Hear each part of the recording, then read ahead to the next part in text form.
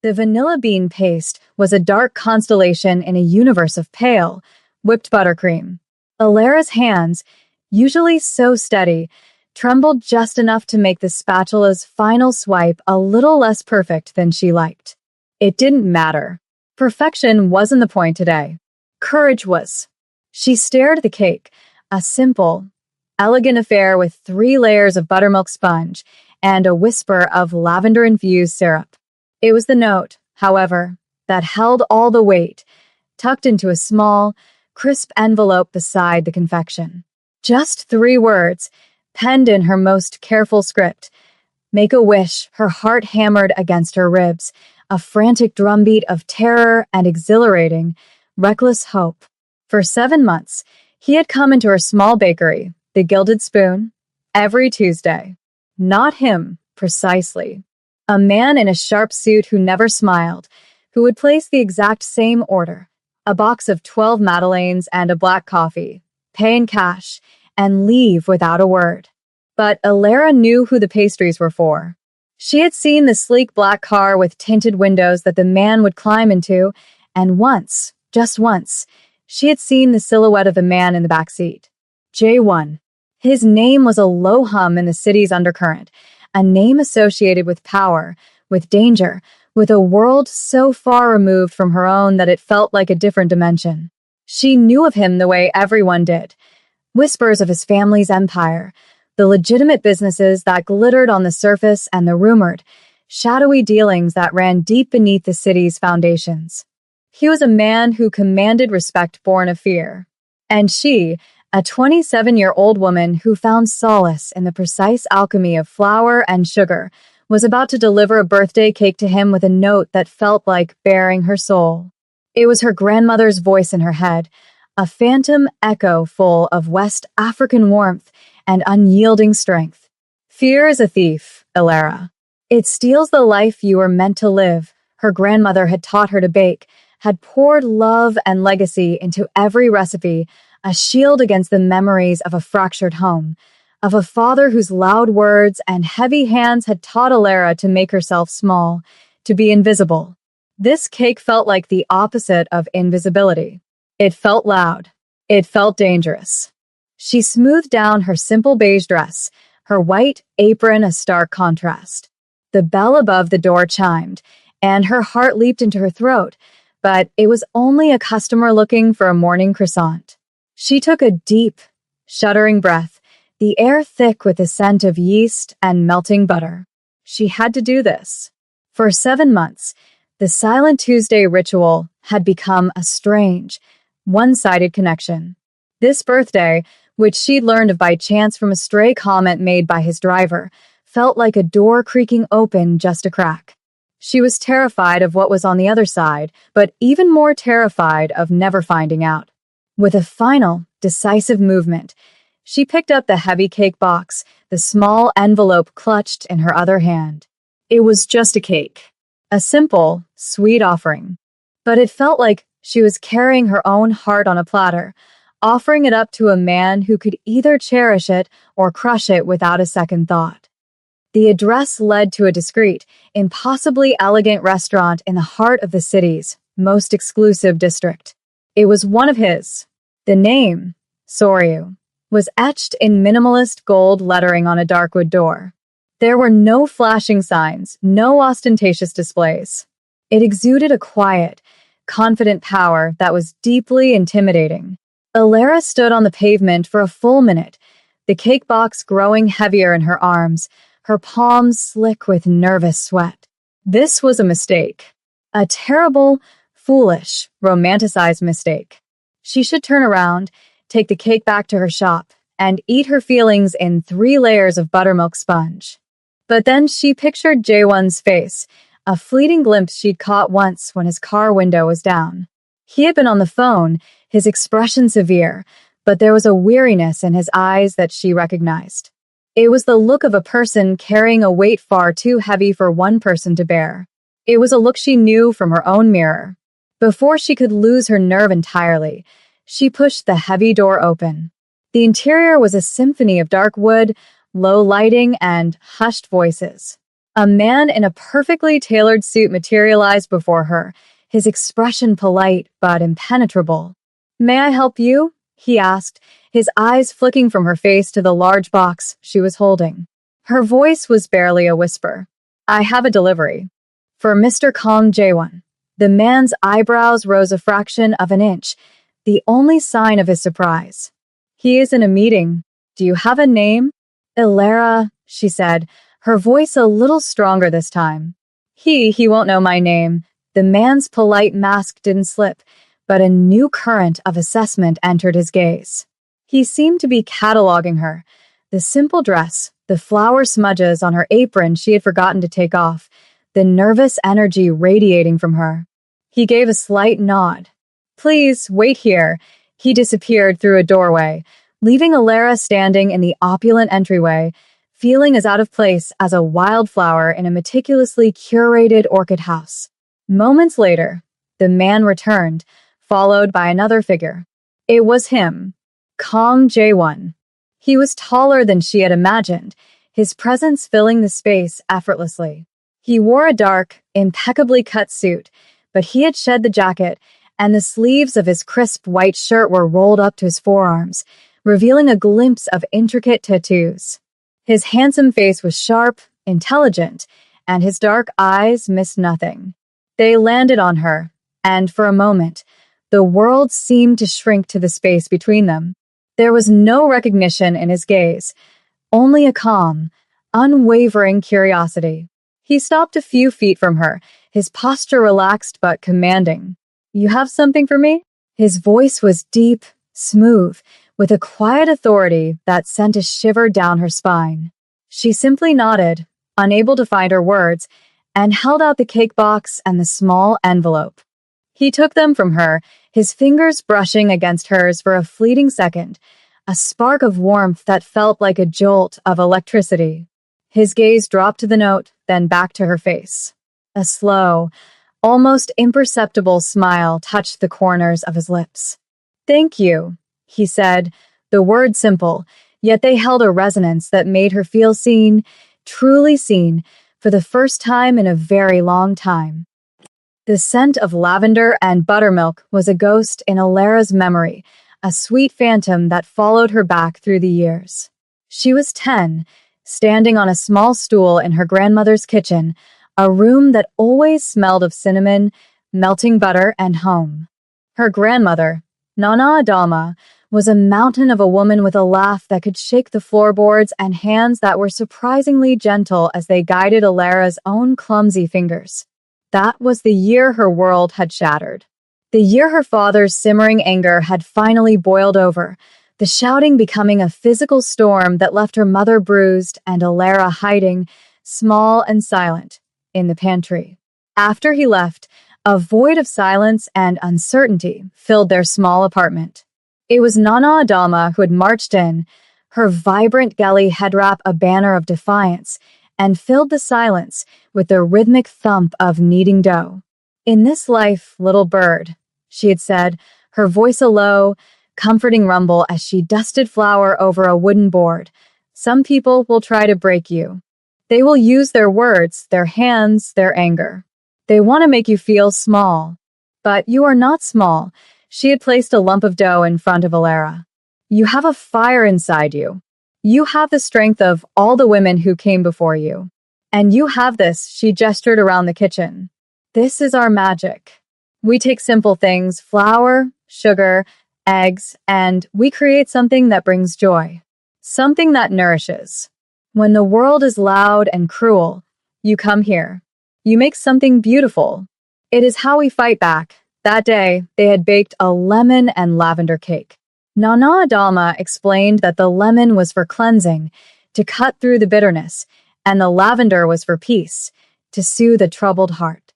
As Ilara had measured and mixed, the rhythmic, methodical process had become a meditation. The terror that had been lodged in her chest began to loosen its grip. The kitchen became her sanctuary, baking her prayer. Over the years, that lesson had become her guiding principle. She had poured all her passion, her grief, and her hope into her craft. The Gilded Spoon was more than a business. It was a testament to her survival, a fortress built of sugar and butter. It was her way of fighting back, of creating beauty in a world that had shown her its ugliness. Standing before Jaewon, a man who radiated a different kind of power, a dangerous power that was so unlike her father's brutish anger, she felt that old, familiar fear. But mingled with it was Nana Adama's voice, urging her to be brave. This cake was not just a cake. It was a message. It was her taking flour, sugar, and eggs and creating a moment of connection, an offering of peace. It was her magic, her way of telling a man who seemed to have everything that she saw the weariness in his eyes, and she was offering him a moment of simple, uncomplicated joy. She was offering him a wish. Jaewon watched the baker, Alara, retreat through the heavy wooden door of his restaurant, her movements quick and shy, like a startled fawn. He stood for a moment in the quiet opulence of the entryway, the pristine white cake box in one hand and the small, crisp envelope in the other. His head of security, Mr. Park, a man who had been with his family for decades and whose face was a permanent mask of stoic professionalism, stood silently nearby. "Sir?" Park's voice was low, questioning. Jaewon didn't answer immediately. He ran his thumb over the simple, elegant script on the envelope. No name, no company logo, just his name. He slid his finger under the flap and pulled out a small, cream-colored card. On it were 3 words.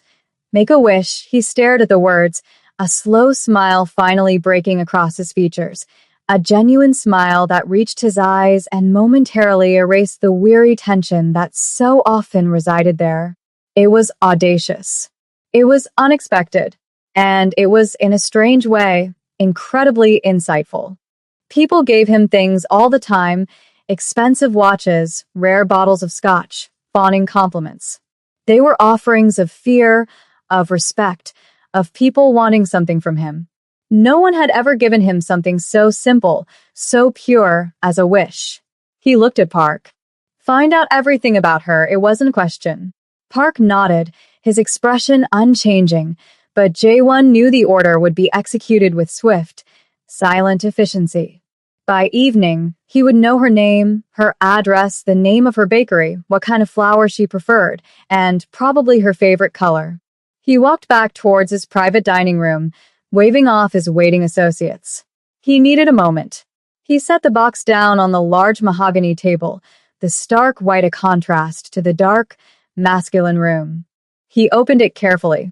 The cake was beautiful, its buttercream frosting flawlessly smooth, its scent a delicate, calming blend of vanilla and something floral he couldn't quite place. It wasn't ostentatious. It was understated, elegant, and clearly made with incredible skill. It was a reflection of the woman who had delivered it. He thought of her, the dusting of flour on her apron, the nervous tremor in her hands, and the surprising steel in her eyes when she had met his gaze. There was a quiet strength about her, a vulnerability that was not weakness but a kind of fierce, protected softness. For 7 months, his driver had been bringing him her madeleines. He had become addicted to them, to the perfect, shell-like shape and the delicate, buttery crumb. It had become his small, secret ritual, a moment of uncomplicated pleasure in a life filled with complexities and obligations. He had known, of course, that his driver was not the one baking them. He had pictured a grandmotherly figure, someone with kind, wrinkled hands. The reality of Alara was far more intriguing. He picked up the card again. Make a wish. Jaewon looked at the cake, then out the window at the sprawling city that was his kingdom and his cage. What did a man like him wish for? He had wealth, power, respect. But he was surrounded by people who wanted a piece of that power, who saw him not as a man, but as a means to an end. He felt a sudden, sharp longing for something real, something genuine, something as simple and as beautiful as this cake. His wish formed in his mind, clear and undeniable. He picked up his phone and dialed his driver. The bakery, he said, his voice decisive. The one you go to on Tuesdays. I want its name and address. Now. The bell above the door of the Gilded Spoon chimed, a cheerful, familiar sound that usually brought a smile to Alara's face. Today, it made her jump, and a cloud of powdered sugar poofed up from the croissant she was dusting. Her nerves had been shot since her reckless delivery that morning. She had spent the entire day in a state of suspended animation, half expecting a visit from grim-faced men in suits and the other half scolding herself for her foolish, romantic fantasy. When she looked up, her heart didn't just jump, it seemed to stop altogether. Standing in the doorway, looking impossibly out of place, and yet completely at ease in her small, flower-dusted sanctuary, was Kong Jae-won. He was dressed more casually now, in dark trousers and a soft, gray cashmere sweater that made him look less like a feared business magnate and more like a man you'd see in a coffee shop. But the aura of quiet, confident power was still there, an invisible current that seemed to charge the air around him. He took in the cozy space, the display case filled with glistening tarts and flaky pastries, the warm scent of baking bread, the soft jazz music playing from a small speaker. His eyes finally landed on her, and the ghost of that smile she had seen earlier returned. Alara, he said. Her name on his lips sounded both foreign and incredibly right. She could only stare, her hand still frozen midair over the tray of croissants. He took a few steps further into the shop, his gaze sweeping over the confections in the glass case. I never knew who was responsible for my Tuesday Madeleines. His voice was a low, pleasant rumble. They are the best I have ever had. Alara finally found her voice, though it was little more than a squeak. Thank you. He stopped in front of the counter, leaning against it slightly, a gesture that was both relaxed and possessive. He reached into his pocket and placed the small, cream-colored card on the counter, sliding it gently toward her. Her note. Make a wish, her breath hitched. This was it. The moment of reckoning.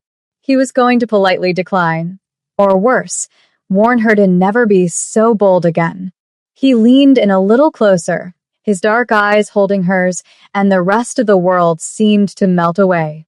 There was only the scent of sugar and his subtle, clean cologne, the soft music, and the intense, unnerving focus of his gaze. I came to give you my answer, he said, his voice dropping to a near whisper, a confidential, intimate tone that made the fine hairs on her arms stand up. He tapped a single, long finger on the card.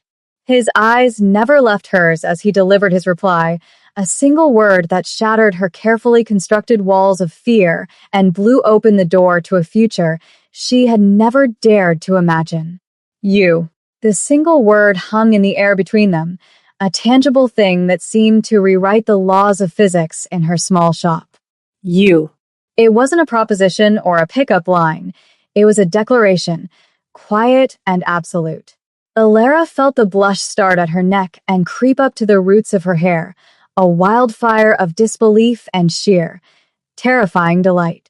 Her mind, usually a calm and orderly place of recipes and measurements, was a chaotic storm. This was Kong Jae-won, a man whose name was spoken in hushed tones, a man who moved in circles of power and danger she could barely comprehend. And he was standing in her bakery, in front of a tray of cooling croissants, claiming her as a wish. She finally managed to close her mouth, her lips feeling dry. Me? The word was a breath, a question mark on the air. Jae-won's smile deepened, crinkling the corners of his intense eyes. You bake things that feel like peace. You walk into a room full of sharks and offer a wish instead of a plea. And you look at me not like I'm Kong Jae-won, but like I'm just a man who might be tired, he gestured around the shop. This place, it is the opposite of my world. I find that I want to spend more time in it. His directness was disarming, cutting through her layers of shyness and fear. He wasn't playing games. He was stating facts as he saw them. It was the most romantic thing she had ever heard. An idea, as bold and reckless as delivering the cake, began to form in her mind. My world has rules, she said, her voice steadier now, finding its footing. In my world, you don't just get what you wish for. You have to earn it. A flicker of surprise, then deep appreciation, crossed his face. He nodded slowly. Then teach me the rules, and so it began. Not with fancy dinners or extravagant dates, but in the quiet, flour-dusted hours after the Gilded Spoon had closed for the day. He would arrive, shedding his expensive suit jacket and the weight of his day, and she would tie a spare apron around his waist. Their first lesson was macarons. She showed him how to fold the almond flour and meringue with a gentle, patient hand, explaining the importance of macaronage until the batter flowed like lava. He was a surprisingly good student, focused, precise, and attentive. His large, capable hands, which she could easily imagine signing ruthless contracts or making formidable gestures, were surprisingly deft as he piped perfect little circles onto the baking sheet. In these moments, he wasn't the formidable tycoon. He was just J1, a man learning the delicate art of creating something sweet and fragile. They talked as they worked, their conversations weaving between the racks of cooling pastries. She told him about Nana Adama and the magic of baking, and he told her about his own grandfather, a man who had built their empire from nothing but believed that true strength was in quiet observation. He never spoke directly of the darker side of his business, but he spoke of duty, of legacy, and of the crushing weight of expectation. In the warmth of the bakery, surrounded by the comforting scent of vanilla and caramelizing sugar, they found a common language, a shared space where their two disparate worlds could meet and, for a few hours, become one. Their quiet, flour-dusted routine continued for several weeks, a secret world they built for themselves after dark. The space between them, once charged with nervous tension, was now filled with a comfortable, simmering intimacy. One evening, as they were boxing up a batch of financiers they had made, J1's hand brushed against hers, and this time, he didn't pull away. He laced his fingers through hers, his thumb gently stroking her palm.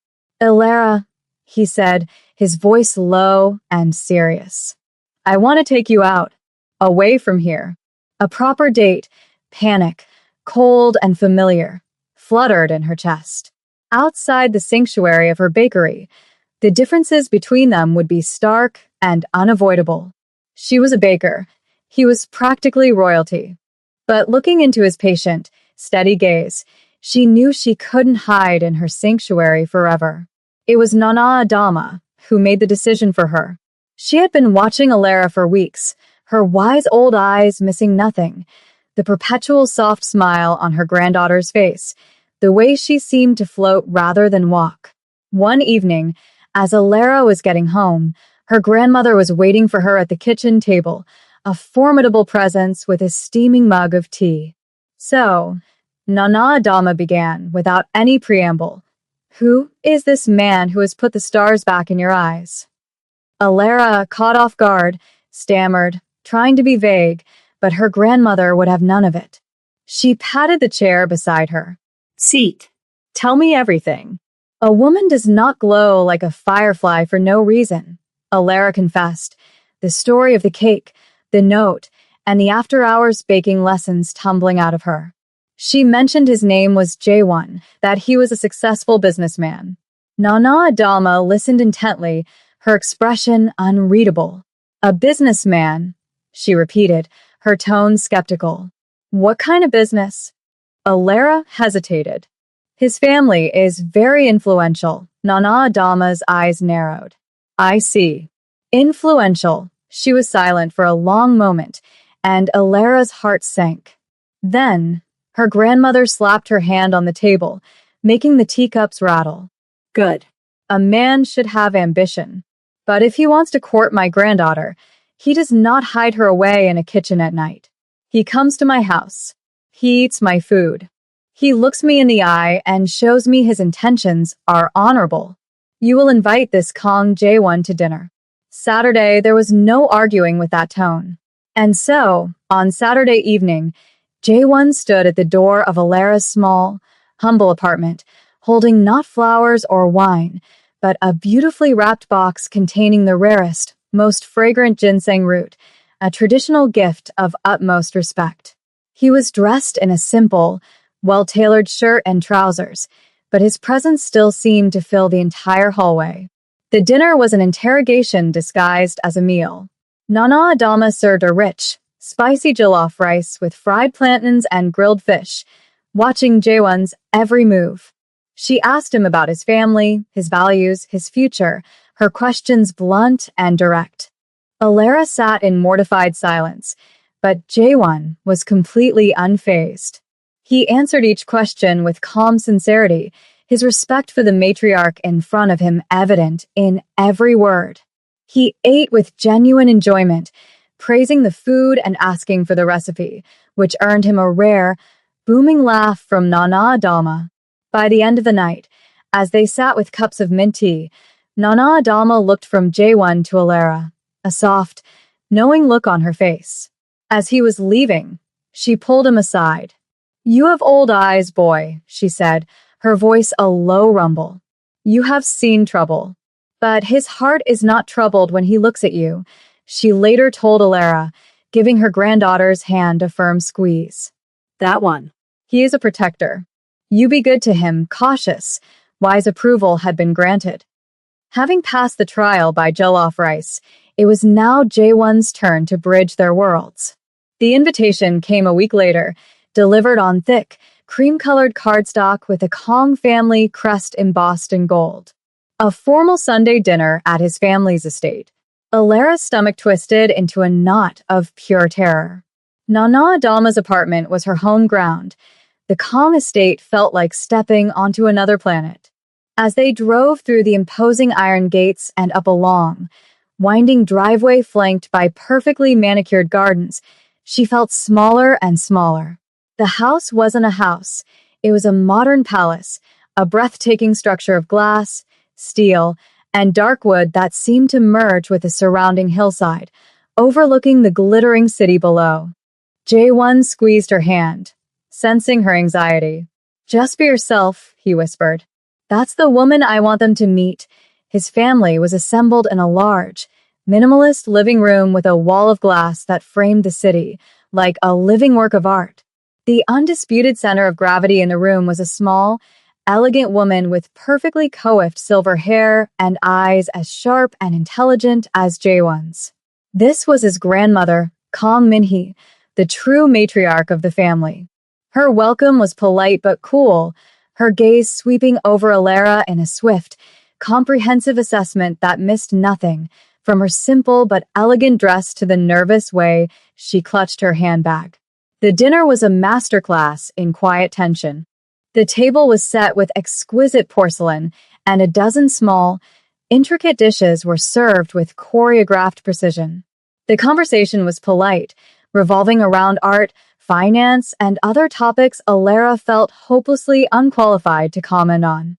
Jaewon's grandmother directed a few pointed questions at Alara, her tone deceptively gentle.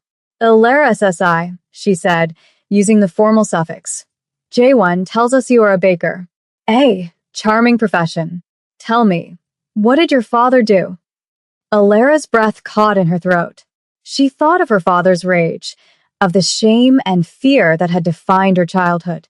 She met the old woman's gaze, her back straightening with a strength she didn't know she possessed. "He taught me the importance of kindness, harmony," she said, using the respectful term for grandmother. "He taught me that a man's true strength is measured not by his power, but by his gentleness." A flicker of surprise crossed the matriarch's face. Later, for dessert, Alara presented the gift she had brought, her hands trembling slightly as she unwrapped it. It was a cake, but one she had spent days perfecting. It was a delicate rice flour sponge, subtly sweetened with honey and infused with saffron, a spice from Nana Adama's own kitchen. It was served with a ginger pear compote. It was a fusion, a conversation between two cultures on a plate. She had taken something familiar and beloved in Korean cuisine and woven in a thread of her own heritage. Jaewon's grandmother took a small, delicate bite. She closed her eyes for a moment, savoring the flavor. She said nothing, but when she looked at Alara again, the ice in her eyes had begun to thaw, replaced by a glimmer of grudging respect. Alara hadn't just brought a dessert. She had brought an offering of understanding. She hadn't tried to erase the distance between their worlds, but to build a bridge. A year bled into two, and the bridge between their worlds became a well-trodden path. Alara's life was now a beautiful tapestry woven with the vibrant threads of Nana Adama's kitchen and the elegant, quiet strength of the Kong family traditions. The gilded spoon flourished, its reputation growing, but her favorite time was still after hours, when Jae-won would come and they would simply exist together in the warm, sweet-smelling space. The proposal happened on a rainy Tuesday night, exactly 3 years to the day he had first walked into her shop. The bakery was dark except for the soft glow of the fairy lights she kept strung up year-round. He didn't come with a grand speech or a public spectacle. He just stood in the middle of the room, the place where it had all begun, and looked at her with an expression of such profound love that it made her ache. "My whole life has been about duty, about building and protecting an empire," he began, his voice thick with emotion. "I never thought about what I wanted for myself. Not until you walked into my restaurant with a cake and a wish." He slowly went down on one knee on the flour-dusted floor, pulling out a small velvet box. "You are my peace, Alara. You are the only thing I have ever truly wished for." The ring was simple, elegant, a single, perfect diamond that shone like a captured star. Through her tears, she said yes. Their happiness felt boundless, a perfect, shimmering bubble. A few weeks later, the bubble was pricked. They were leaving a quiet restaurant late one evening when two black sedans silently boxed their car in. Alara's heart seized with terror. Jae-won's entire demeanor shifted in an instant. The warm, patient man she loved was gone, replaced by a figure of ice and steel. He pushed her gently but firmly behind him, his body a shield. Men in dark suits emerged from the other cars. Their leader, a man with a cruel sneer, stepped forward. Words were exchanged in Korean, low and guttural, the tone sharp and menacing. Alara couldn't understand the words, but she understood the threat. She saw the other man's eyes flick to her, a predatory gleam in them. In that moment, Jae-won moved. It wasn't a brawl. It was a display of chilling, precise authority. He spoke one final, quiet sentence, and the atmosphere changed.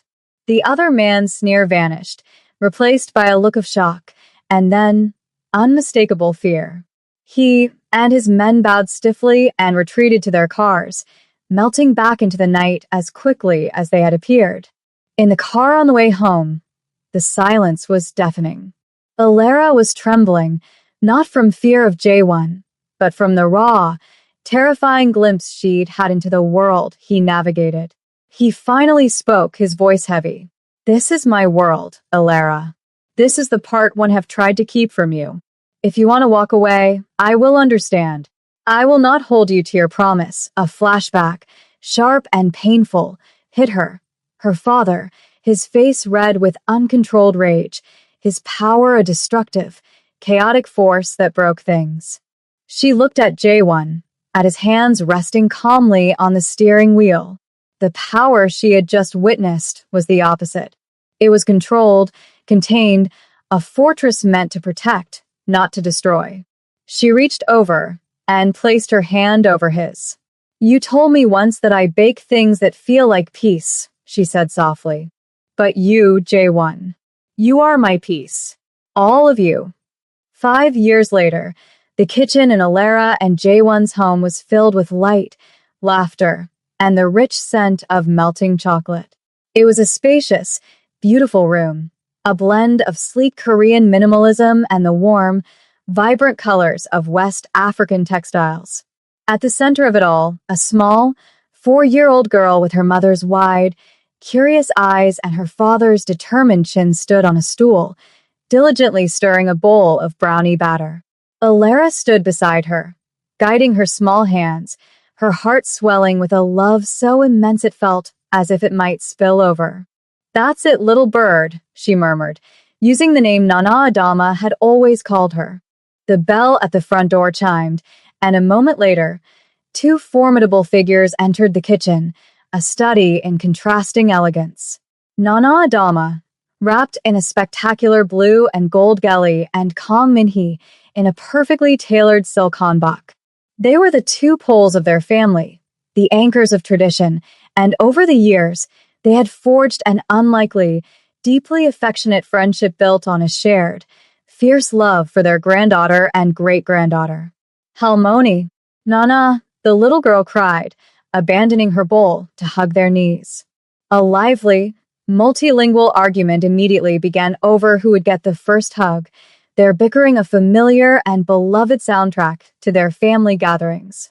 Jaewon arrived home minutes later, his tailored suit shed for a soft sweater.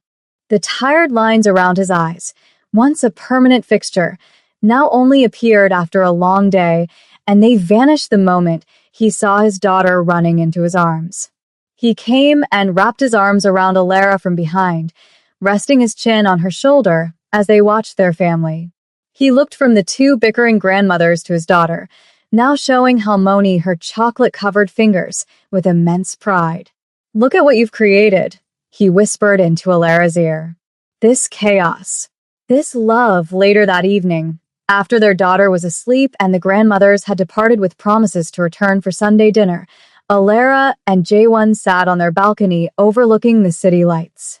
The Gilded Spoon was now a small chain, managed by a team she trusted, allowing her to be here, in this moment. She thought back to the shy, fearful woman she had been, a woman who had poured all of her courage into a single cake and a 3-word note. She had offered a man who had everything a simple wish.